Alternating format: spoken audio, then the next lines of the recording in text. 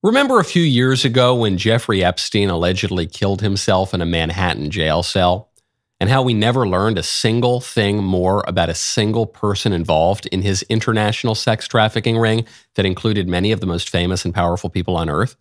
Well, according to Senate Judiciary Committee Chairman Dick Durbin, the reason we never learned anything more is because no one cares. Chairman Durbin, can I ask you a quick question? Why won't you subpoena Jeffrey Epstein's flight logs? So who are you? Hillary Vaughn with Fox. With Fox, of course.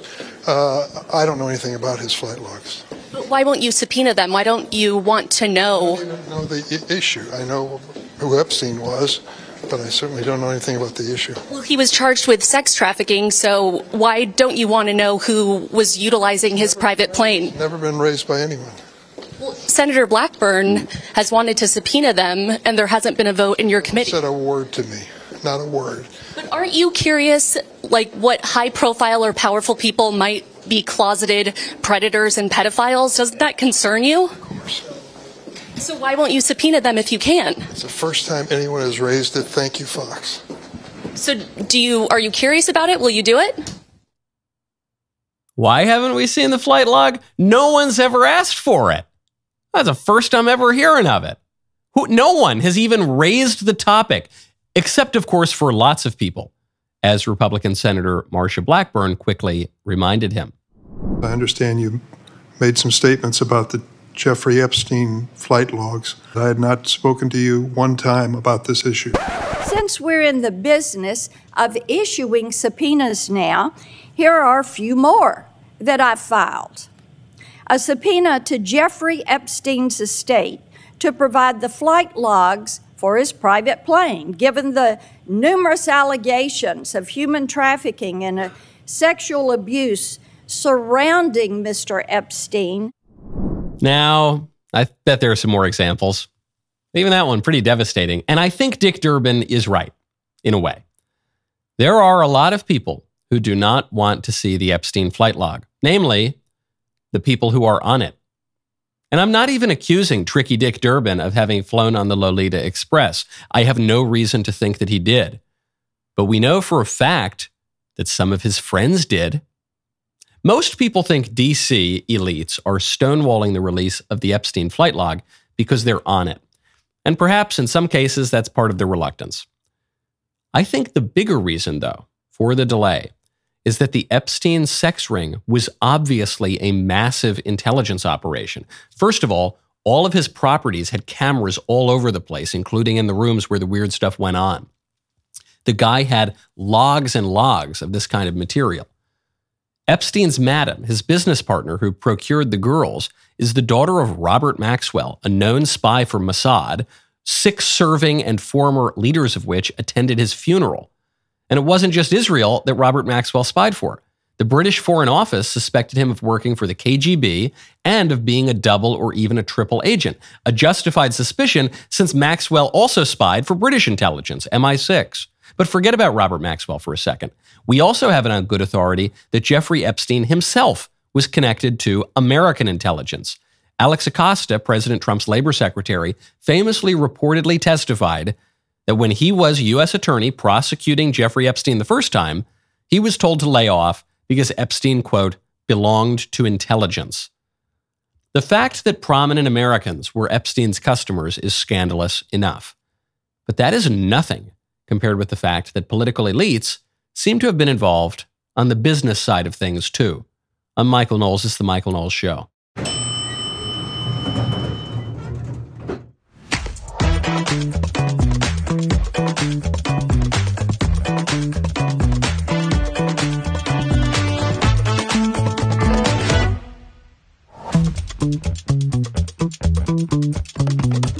Welcome back to the show. This episode is brought to you by Good Ranchers. Head on over to goodranchers.com. Subscribe today with code Knowles, K-N-O-W-L-E-S, to claim your free limited stock Christmas ham before it sells out.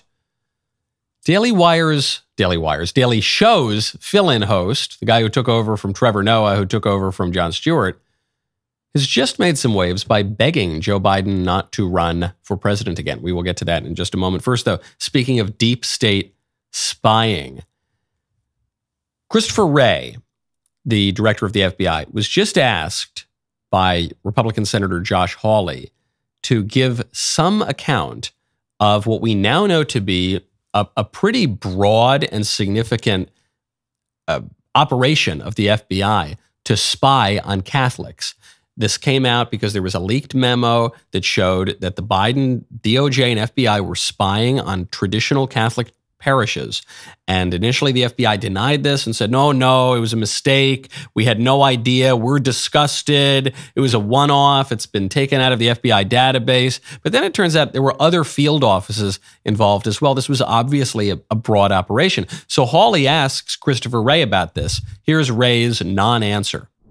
How many other parishes around the country have priests or choir directors been approached? By the way, are Catholic choirs now, are they breeding grounds for domestic terrorism? Is this your latest theory? How many other parishes have FBI agents approached priests and choir directors to ask about parishioners?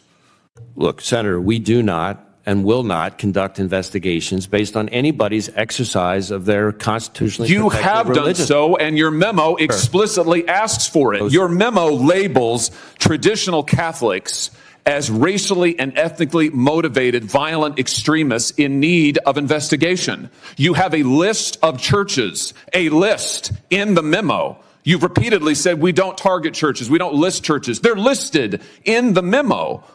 So how many other parishes have you gone to talk to choir directors, for heaven's sake? As I've know the answer to that question. No, I don't know the answer to that question. No, I don't. The original answer he knew was no, we've never done this. It's never happened. How dare you suggest, Senator Hawley, that we would ever do this? Hawley says, it's in your own words. You think we would target parishes? I have the list of the parishes you were targeting. Oh, you got that? You got that memo? Huh? Yeah, okay. I don't know. Plead the fifth. Beats me. Obviously, it was extensive, this operation.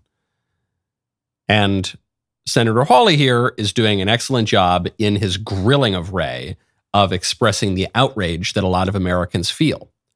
And I am outraged, but I'm not surprised in the least. Of course, Americans, of course, the American regime is going to protect liberalism. Liberalism is the dominating force now in recent decades of the American regime. And of course, liberals are going to view Christians as enemies of that regime. Rightly so. The two don't really go together all that well. Liberalism, certainly traditional Christianity or conservative Christianity or whatever modifiers these libs want to throw onto the faith that has animated our whole civilization, certainly that is opposed to liberalism.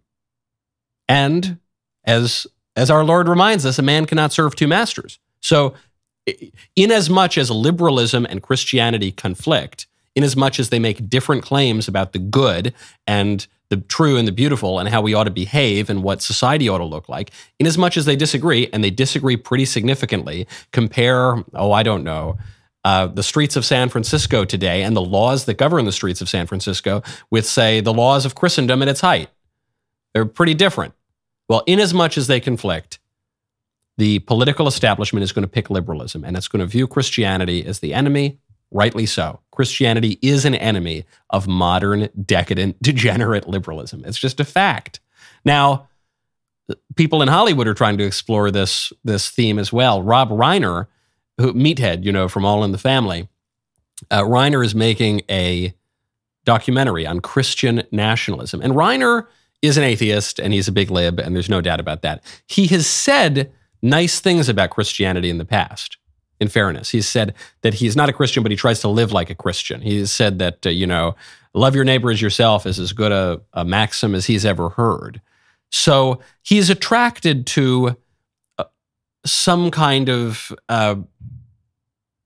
single aspect of Christianity, but he doesn't, even though he's attracted to that, it's an important rule, he's not sufficiently attracted to embrace the whole faith. In fact, he seems fairly opposed to the faith. And he's certainly opposed to the faith informing American politics. And that wouldn't be a big story. Libs are going to make anti-Christian movies. They do it all the time.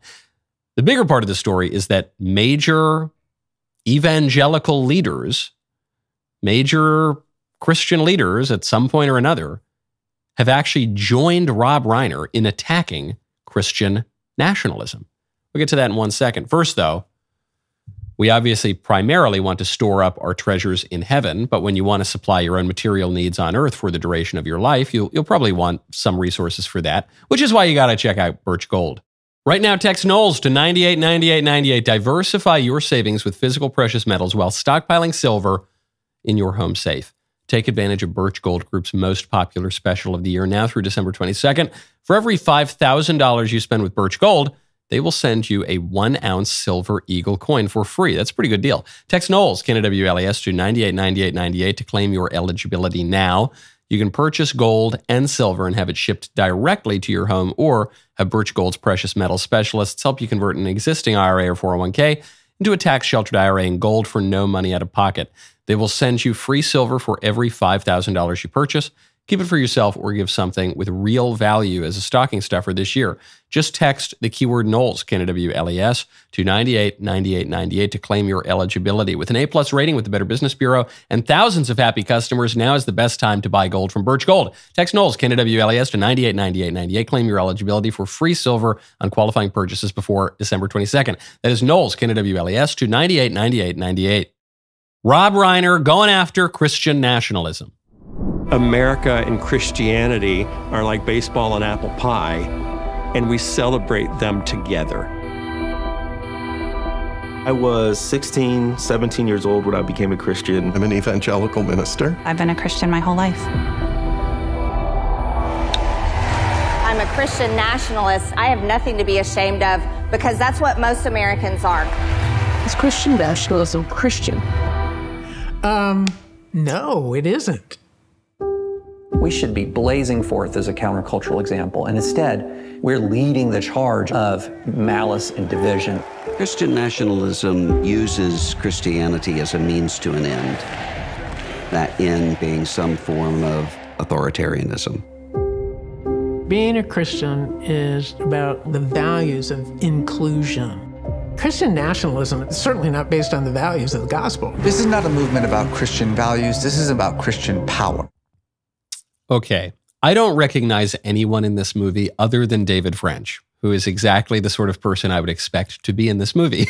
David French, a former writer for National Review, a libertarian or neoconservative-minded right-winger, but he wrote for conservative publications, and he was a member of conservative organizations, and then Trump, I guess, radicalized him, and now he's pretty clearly on the left. He was writing for The Atlantic for a while. Now I think he's writing for the New York Times. And his raison d'etre appears to be to attack from the authority of an American evangelical, a conservative, but not that kind of conservative, a court jester in the kingdom of liberalism, from his self-styled identity as a conservative Christian. He attacks conservatives and he attacks Christians. Now, the reason I don't know any of the other people in here, and the only reason I know David French is because he ran in conservative circles for some time, is this is all Protestants who are in this movie. There are no Catholics. And it's no knock on Protestants, certainly no knock on evangelicals. Many of my best friends are evangelicals and Protestants, but I'm not. I'm a Catholic. And so I'm just not as familiar with these leaders of the evangelical movement. So why is that? Why is it that it's evangelicals in this movie? Well, it's no knock on evangelicals exactly. It's more to do with Christian nationalism. Christian nationalism is a fundamentally Protestant movement. Now, in practice, I support Christian nationalism. And in practice, I guess David French and those evangelicals in this movie oppose Christian nationalism. The reason that I support Christian nationalism practically is because we have a nation. I respect our nation. I'm a patriot, love my country. It's an extension of filial piety. And the soul of our nation is Christian. It was founded explicitly as a Christian nation in 1620 by the Pilgrims at Plymouth Rock, who sailed here on the Mayflower, which is the name of an excellent brand of cigars. And the leaders of the Massachusetts Bay Colony called this a model of Christian charity, a shining city on a hill. Our founding fathers spoke in broadly Christian terms. John Adams said that our morality in America would have to be a Christian morality. John Jay said exactly the same thing. George Washington gave thanks to God. Abraham Lincoln never wrote or spoke without in some way channeling the King James Bible. We've got In God We Trust on our money. It's a Christian country. Most people are Christian. It's just a Christian country. There's no other way to put it. So if we're a nation and we're going to be Christian, well, then I guess that's Christian nationalism, right? But the liberals don't like that because the liberals don't like Christianity and they don't like nation states. What they want is liberal globalism. Now, the reason I say Christian nationalism is fundamentally Protestant is because nationalism is fundamentally Protestant. Nationalism is a product of the Westphalian system, the Treaty of Augsburg and the Peace of Westphalia, which put an end to the religious wars, which came about as a result of the cracking up of the unity of Christendom. So before all of that happened, Europe, Christendom broadly, was united in one faith with lots of different political entities, but there was a connection between the unified faith and all of the different political entities, notably the Holy Roman Empire, but even other little political entities, and therefore the civilization had a unity. We all had the same faith, and that faith was expressed visibly in political life because our faith is an incarnational faith, because our Lord is incarnate. He's not just floating in the sky. He enters into history in time and space. He picks specific apostles. He gives them the keys to the kingdom of heaven. He says, go forth and make disciples of all nations. He says, go feed my sheep. He says, on this rock I will build my church, Simon Peter. You're now Peter, which means rock. He says these things, and then there's a visible expression. And the apostles go off to all the corners of the world. And St. Thomas makes it all the way to India. And Peter and Paul go to Rome. And what separates Christianity from other religious traditions is that you can trace it through journalism. You can trace it not just through philosophy or abstract theology, but with real people in real time and space. There's an apostolic succession going all the way back to our Lord, which means that if you are Christian, you must believe that the faith has some kind of physical expression and a community expression. Unfortunately, though, certain branches of sects of branches of modern Christianity have ignored all of that, and they want to just abstract everything about the faith, and they want to make religion something that you just do in your own little head, maybe quietly at night in your room, but that has no visible expression anywhere. But we can't do that. Christianity spreads as a community, and because we're social creatures, because we're the political animal, even the very ability to pray will expand or diminish based on political circumstances. Do we live in a culture that's conducive to prayer, that's conducive to the flourishing of the religion, or not? Don't forget, Christianity is not a polytheistic religion, okay? Our God is a jealous God, and will have no other gods before him. So when you have people here saying, look, I'm a Christian. Oh, I'm a Christian. I love Christianity and everything. But Christian nationalism is not. It's not Christian at all. It's opposed to Christianity. It's authoritarian. What does that mean? It certainly makes demands of you.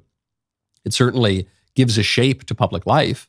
I wouldn't call that authoritarian, but it's not liberal, I guess. Yeah, that's true. It's about power. Yeah, well, there is. I mean, we think that Jesus Christ is king of the universe. Yeah, there's power there. Yes, there's authority.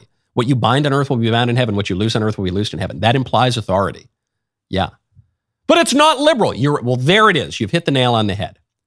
And so this is the question for the people in Rob Reiner's movie. This is the question for David French. Are you first a Christian or are you first a liberal? Which is it? Many are going to want to say, well, I'm both. Oh, okay. You can serve two gods? You can serve two masters? You got to pick one. Which is it? And there are many people. Look, I don't mean to only single out the evangelical Protestants. There are many Catholics who think in this way too, though it's not a traditionally Catholic way of thinking, which means that the FBI is not going to investigate this way of thinking. But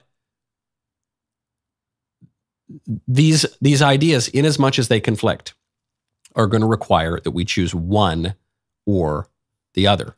Which is it? Which is it, folks? Are we in a Christian nation or are we in a liberal, globalist, hodgepodge of just vague nothingness. For me, if I got to pick one, just a practical reality, I'll choose the former. Now, speaking of the soul, they say the eyes are the window to the soul, and they say the windows are the eyes to your home, which is why you got to check out Renewal by Andersen. Right now, text Knowles to 200-300. For most homeowners, window replacement is not something they want to do, but rather something they have to do. Have you put off replacing the windows in your home because it's too expensive?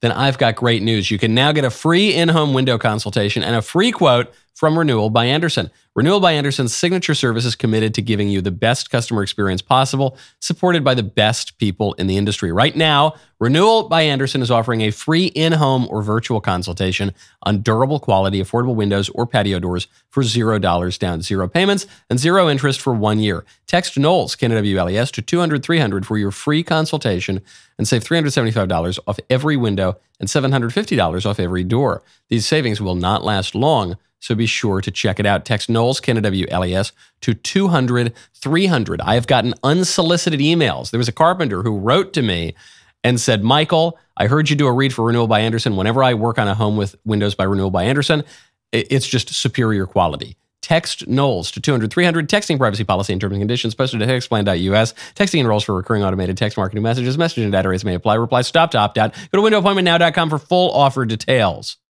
Lady Ballers, the most triggering comedy of the year, is still one of the most streamed movies in America. It has been a massive success, and we could not have done it without the support of all our members. Now, with over 5,000 raving reviews on Rotten Tomatoes, it has earned a 91% audience score. Comedy has been absolutely dead in the past 10 years.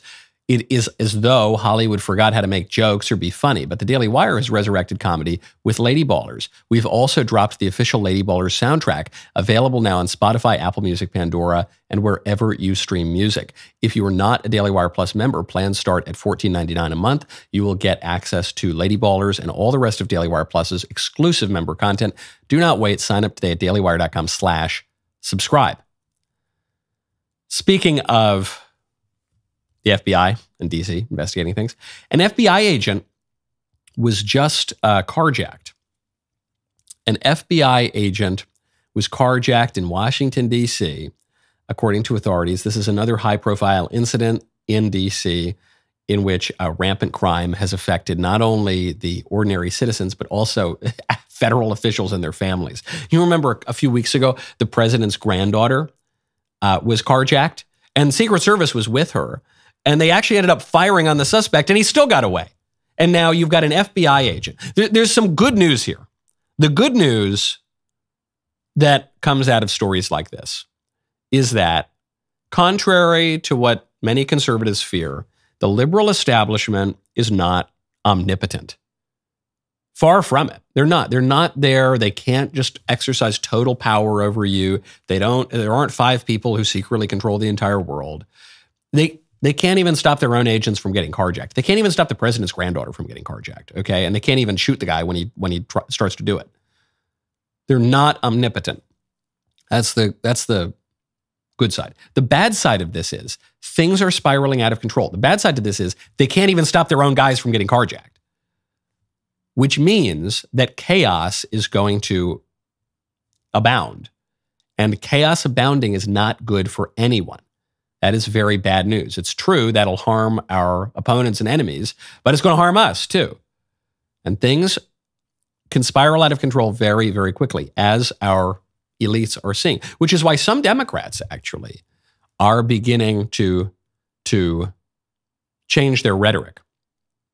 You want to talk about nationalism? John Fetterman, who is the Pennsylvania senator who doesn't want to wear a suit, and he suffered a stroke, and he's had all sorts of brain problems and went into rehab or some kind of rehabilitation facility to try to work on his cognitive abilities.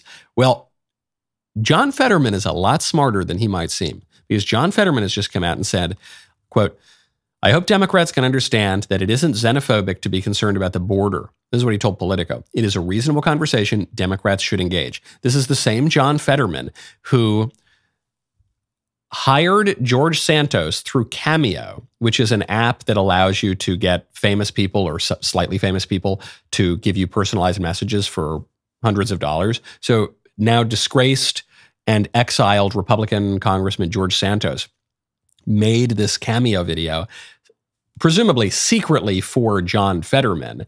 And the video was attacking Fetterman's Senate colleague, Democrat Bob Menendez. Hey, Bobby. Look, I don't think I need to tell you, but these people that want to make you get in trouble and want to kick you out and make you run away, you make them put up or shut up. You stand your ground, sir, and don't get bogged down by all the haters out there. Stay strong. Merry Christmas. Hilarious, really, really great. I'm sure Santos had no idea what he was doing here. Fetterman or whoever's running Fetterman's communications, really brilliant troll of Menendez. But it makes you ask, why is John Fetterman turning on his Senate colleague, Bob Menendez, another Democrat? To me, it's simple enough. The reason the Democrats want Menendez out is because every day that guy remains in office, it becomes harder and harder for the Democrat who will replace him to actually win. The corruption is going to be exposed for so much longer to the voters that it's going to harm all the Democrats, maybe even threaten their majority. So it's not that the Democrats here have suddenly found integrity. It's that they realize it's hurting their own political interest to let this guy stay in office. Menendez doesn't want to go anywhere. So John Fetterman comes out and he starts trolling him really, really hard, harder than any Democrat in the Senate. He's made other statements too. And then to come out and say, hey, border security should not be a partisan issue. We should all want border security. What Fetterman realizes is something that the Democrats broadly have forgotten, which is that the loss of working class credibility is absolutely devastating. It is deadly to the Democrat political project. Devastating. And Fetterman knows this because Pennsylvania is a Rust Belt state, and so the Democrats there tend to be a little bit more blue-collar than they are in California or New York.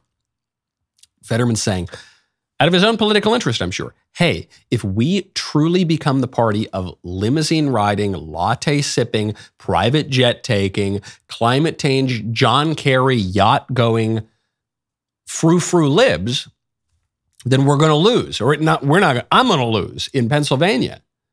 So he comes out and he starts to adopt these more basic meat and potatoes kind of issues. Pretty smart. But luckily for us, Fetterman seems to be the only Democrat who's getting the message, at least on the border issue. A lot of Democrats are getting the message when it comes to Joe Biden's unpopularity, including the fill-in host for The Daily Show. Daily Show, founded by Craig Kilborn, many of you are not old enough to remember that, then becomes very popular, at least among DC journalists, and makes a big splash under Jon Stewart. Then it's taken over by Trevor Noah, who has never said a funny thing ever once in his life, and they let him keep that show for a while. Eventually he leaves. Now it's just been a cycle of fill-in hosts. This guy is Charlamagne the God, is his stage name, and he's a radio host. We played clips of him before. He's pretty funny. He's obviously a big lib. Here is Charlamagne the God's take on President Biden. So Donald Trump is currently running on a platform of dictatorship, and the only man standing in his way is President Joe Biden. Seen here looking at his own approval ratings. I know he thinks he's got this in the bag, but the polls say otherwise. I want Biden stepping in to beat Trump the way I want him stepping in to defend me at a bar fight. I appreciate you caring, but I don't like our chances. The point is, we don't need Biden to beat Donald Trump, just like we didn't need RBG to stay on the court, okay? Maybe if RBG had retired during the Obama years, we'd still have Roe v. Wade. Maybe. But people said, no, she needs to be here to protect Roe. And now, look, both of them are gone. It's true, they're both gone. See, the facts are, Biden's not getting any younger. He's not going to get any more popular, and he's not getting a new running mate. So please, Mr. President, give America the ultimate Christmas gift and step aside. This is not the funniest monologue I've ever seen, but compared to years of Trevor Noah, this guy is Norm Macdonald, Bob Hope, and Rodney Dangerfield all rolled up into one. This guy is really, really much funnier than Trevor Noah. And his point is much better. Yeah, Joe Biden is a major liability for the Democrats. I agree. Donald Trump could conceivably beat Joe Biden if the libs don't rig it. I totally agree. Maybe even if the libs do rig it. Biden's approval ratings are so low, and Trump seems to be doing pretty well head to head. All that said, though, I bet that Biden is still the nominee. I'm not sure about that. I know there are a lot of Democrats and Republicans who are saying, nah, he's at the last minute, he's going to step aside. Nah, he's not. He can't run again. He's too old. He's too senile. It's not going to happen. I'm not betting the farm, but I would bet a small amount of money Joe Biden will be the Democrat nominee for president, barring some, major health incident. I just don't think this guy is going to step aside voluntarily. I think Joe Biden has wanted to be the president since he was in the womb. I think it would be embarrassing to leave after one term. It would be a sign of failure. And I don't think he wants to do it. And he doesn't like Kamala Harris. He hates her. Kamala Harris launched her campaign calling Joe Biden a racist. Joe Biden has no love for Kamala Harris. He's not going to do it for Pete Buttigieg. Give me a break. The silly mayor of South Bend. You don't get to go on maternity leave when you're the president of the United States. He's not doing that. He's not. Maybe Gavin Newsom. He's the most in the Biden mold. But I don't think Biden cares about anybody, really. I think Biden cares about Biden. And furthermore, even from the perspective of the Democratic Party, it just looks bad to lose your nominee. Even if Biden is polling in pretty bad numbers right now, it's a sign of weakness. This is why you always hear this when a president is running for re-election, they say, will he change his running mate? Oh, that running mate's not that popular. Kamala Harris is, first of all, presidents often benefit if they have a slightly weak running mate because it's an argument against impeachment or assassination. But two, if you change things up, you are admitting that you have failed. And right now, the Democrats are still straight-facing, Biden, he's achieved so much. So much! Oh, things have never been better. A gallon of milk costs $300 now, but things have never, we've got World War III breaking out in Eastern Europe and in the Middle East, but no, things are just, thank goodness it's not like it was under Trump when the economy was great and we had world peace. Yeah, no, thank goodness now everything's broken.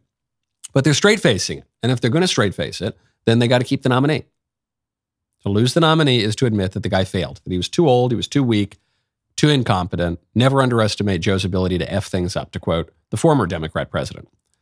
So my money, a modest amount of money, he's still the nominee. Now, speaking of the presidential nominees, a poll has just come out from 3 groups. They always say it's like the ABC Harvard poll or whatever. Well, this is the 538 Washington Post Ipsos poll. So goodness gracious, that's 3 groups. And they say that Ron DeSantis won the 4th Republican debate. And I basically agree with that. He won in the sense that he was the most steady, the most presidential. Sure. Okay. I think that the debate was the best debate by far. I think Megyn Kelly by far was the best moderator we've seen at any of these debates, really at any debate in recent years. But so what? So what? Ron DeSantis won the debate. Cool. How are the poll numbers moving? Not at all. Why? Sometimes winning a debate helps. The problem is these debates were not actually presidential debates because the guy who was leading the pack by 40 or 50 points even didn't show up. So it was a fun little exercise. It was a simulacrum of a presidential debate. It was a distant, faint echo of a president. But even if you hate Trump and you like DeSantis or Vivek or Haley or Chris Christie, if you're the one guy out there, me, who just loves the croissants and is waiting for the croissants to just totally, then even still, I think you have to admit, it just doesn't matter. That and $1.50 will get you a cup of coffee. Here's some further proof of that. You don't even need to just look at the polls. The political powers that be on the conservative side, especially actually on the establishment and more centrist side, the fence-sitting side, they hate Donald Trump in the establishment. They hate his guts. They've tried to destroy him for 7-8 years. But the establishment will survive. Okay, they are like cockroaches. They will not go quietly. They will not go down for valor or integrity. They will survive, and they are seeing the writing on the wall. So the political establishment, at least this slightly more conservative part of the political establishment, McCarthy, former Speaker of the House, slightly more conservative than the previous speakers of the House, than the previous slimy establishment in D.C. McCarthy just endorsed Trump. Will Donald Trump be the nominee? Yes. And the Republican Party? Yes. And if Biden stays as the nominee for the Democrats, I believe Donald Trump will win. I believe the Republicans will gain more seats in the House and the Republicans will win the Senate. Can he count on your support? Yes. That's an endorsement. I will support the president. I will support President Trump. Would you be willing to serve in a Trump cabinet?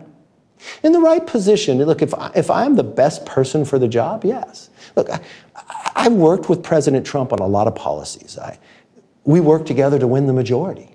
But we also have a relationship where we're very honest with one another. This is the GOP establishment coming to terms with reality. Now, Kevin McCarthy has supported Trump in the past, and Trump has supported McCarthy in the past. And I've said it before, this is always my caveat. I know McCarthy's very unpopular now. By establishment standards, he's about as good as they get. Damning with faint praise, perhaps, but still, McCarthy endorsing here so openly is a sign of the establishment coming to grips with reality. And there's an even clearer sign of that, and it's coming from the GOP presidential field. First, though, I got to tell you about my friends over at the St. Paul Center. Right now, go to stpaulcenter.com/Michael. I recently had my friend Dr. Scott Hahn on the show. He is the founder of the St. Paul Center, which is one of the fastest growing Catholic organizations in the world. The St. Paul Center's mission is to give you the tools you need to know to love Scripture better, to become more confident in your faith, and most importantly, to grow closer to Christ himself. In order to achieve this, the St. Paul Center founded a new digital learning platform called Emmaus Academy. Emmaus Academy features over 20 video courses, book studies, and original series giving you the ability to learn from world-class theologians such as Dr. Scott Hahn and Dr. John Bergsma, as if you were right there with them in the classroom. I absolutely love their video studies. I love everything that they put out. Their 12-session study by Dr. Hahn is incredible. He traces the meaning of holiness from its origins in Scripture to its appearance in our own lives today. This study will help you experience the transformative power of God's holiness. Start learning more about church history, how to interpret the Bible, the basics of Christian prayer, and more. Go to stpaulcenter.com/Michael, and you can begin exploring Emmaus Academy. Memberships are only $25 per month, but you can sign up today for a 2-week free trial. Imagine what could be possible if we were all to fortify ourselves with a deeper understanding of Scripture and faith. Do not miss this opportunity to sign up today to begin your journey with Emmaus Academy. My favorite comment on Friday is from Jacob Lehman, who says, I fell for the 2006 Time Person of the Year joke. What joke? It's one of my most cherished awards that I've ever gotten. Put it right on my CV.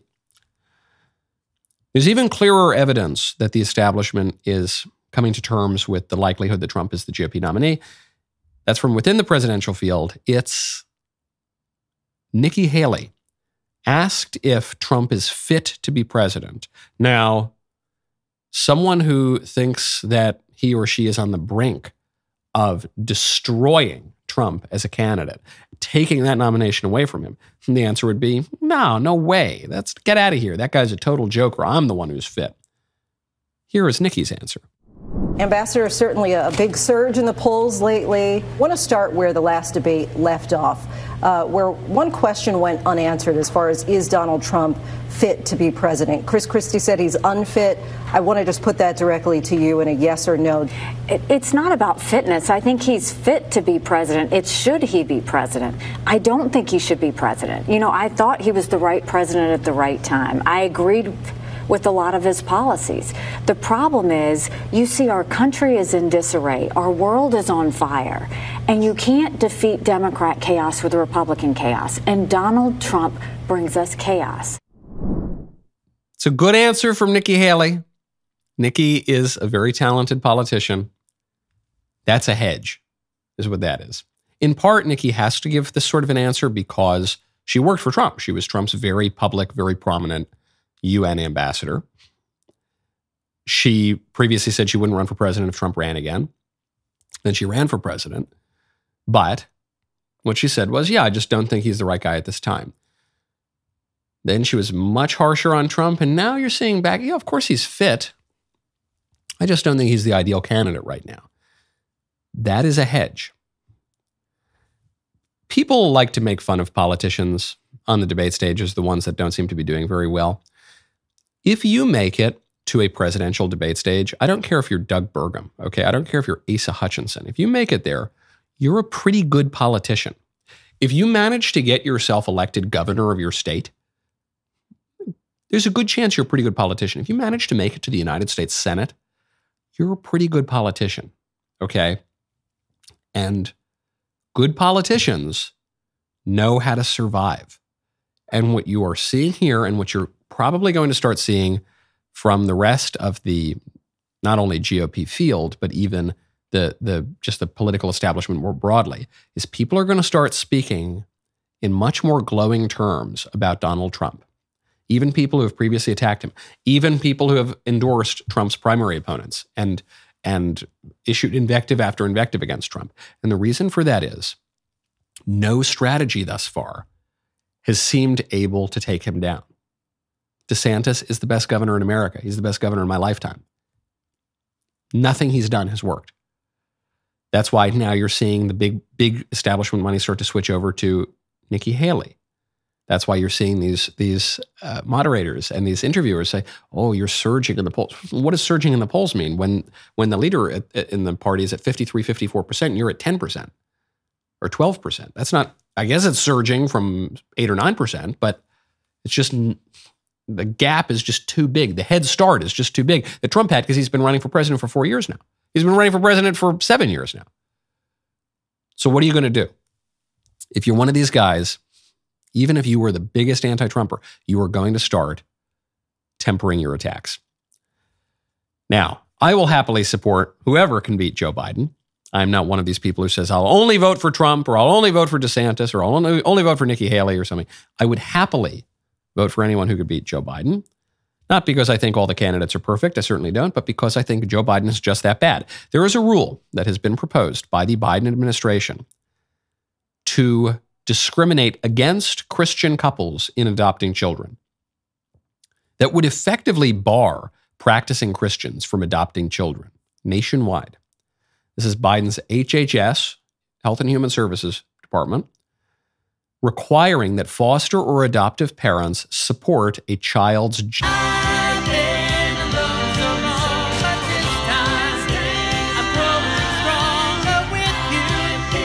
Liberalism often and increasingly expresses itself as a totalitarian system. And if you consider yourself a liberal Christian or a liberal Jew or a liberal Muslim, I don't know many liberal Muslims, but there are some actually, or a liberal normal person, you're going to have to choose. Those views are going to come into conflict, and only one of them will win. The rest of the show continues now. You don't want to miss it. Become a member. Use code Knowles, KNWLES, at checkout for 2 months free on all annual plans.